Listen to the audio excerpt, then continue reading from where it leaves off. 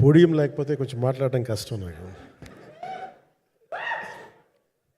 అంటే ఎలా ఉందంటే నగ్నంగా ఉన్నట్టుంది పోడియం లేకపోతే. కొంచెం అందరూ మీరు దయచేసి వస్తే let me have an interaction. అంటే నా జీవితంలో మొట్టమొదటిసారిగా అంటే ఎప్పుడు చేశాను ఇంత, నాకు పొలిటికల్ ఇంటరాక్షన్ చేశాను కానీ మీడియా మిత్రులతోటి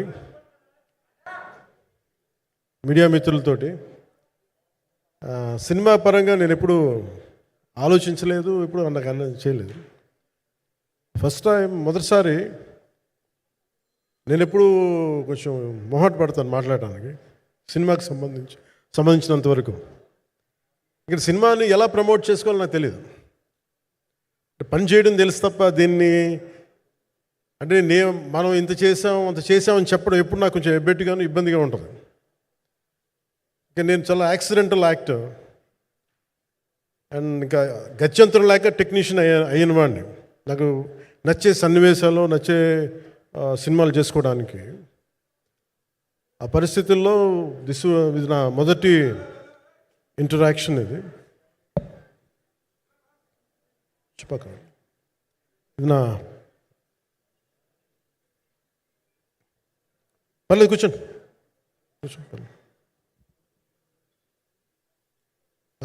రథం గారు వస్తారు.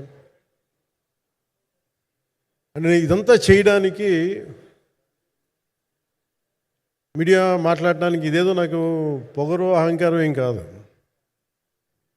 సినిమా గురించి నాకు చెప్పుకోవడం ఎబ్బెట్టుకోవడం, ఏం మాట్లాడాలో తెలియక చెప్తే ఎక్కువైపోద్దా చెప్తే తక్కువ అయిపోద్దా అని. కానీ ఈ పర్టికులర్ ప్రెస్ మీట్ ఎందుకు పెట్టానంటే రత్నం గారి కోసం పెట్టాను. అంటే సినిమా బతకాలి అంటే ఈవినింగ్ ఆడియో ఫంక్షన్ పెట్టుకొని మళ్ళీ ప్రెస్ మీట్ దేనికంటే మళ్ళీ నాకు మీతో ఇంటరాక్ట్ అయ్యే అవసరం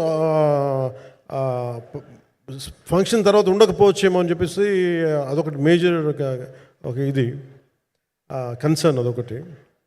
అంటే రత్నం గారు అంటే ఈవినింగ్ చెప్దాం అనుకున్నా, బట్ స్టిల్ ఇప్పుడే చెప్పేస్తున్నాను ఈ మాట.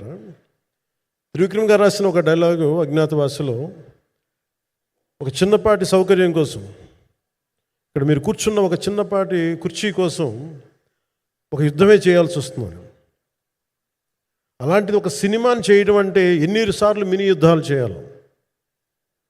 ఆర్థికంగా కావచ్చు, క్రియేటివ్గా కావచ్చు, వీటన్నిటికీ సంబంధించి. అలాంటిది నేను ఎప్పుడు కూడా సినిమాల్లోకి రాకముందు రత్నం గారు లాంటి వ్యక్తి నా ప్రొడ్యూసర్ అయితే బాగుండు అనుకున్నాను. భారతదేశానికి పాన్ ఇండియా సినిమాని, ముఖ్యంగా రీజనల్ సినిమాని జాతీయ స్థాయిలో తీసుకెళ్ళిన వ్యక్తి ఆయన. తమిళ సినిమాని చాలా ఛాలెంజింగ్ తెలుగులో డబ్ చేసి దాన్ని స్ట్రైట్ సినిమాలతో సమానంగా ఆడేంత సత్తా చూపించిన వ్యక్తి. Film industry creative ability, creative potentiality పెంచిన వ్యక్తి. ఈ సినిమా చాలా ఒడిదుడుకులు ఎదుర్కొంది. 2 కరోనా పరిస్థితులు ఎదుర్కొంది. అన్నిటికీ మధ్యలో సినిమా మన క్రియేటివ్గా కొంత ఇబ్బంది ఎదుర్కొంది. అల్టిమేట్ ఆబ్జెక్టివ్ సినిమా బాగా రావాలని, నేను ఎప్పుడు ఏం చేసినా సినిమా బాగా రావాలనుకుంటాను. ఈ సినిమాకి ప్రత్యేకించి ఆయన తపన చూసి నేను ముఖ్యంగా పొలిటికల్ ప్రాసెస్కి వెళ్ళిపోయిన తర్వాత, పాలిటిక్స్కి వెళ్ళిపోయిన తర్వాత,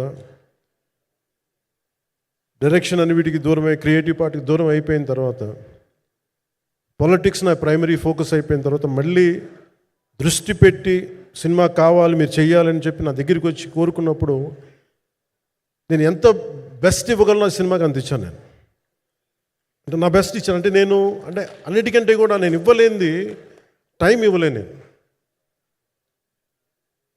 నేను. కానీ అలాంటి పరిస్థితుల్లో ఒక క్లైమాక్స్కి దాదాపు 50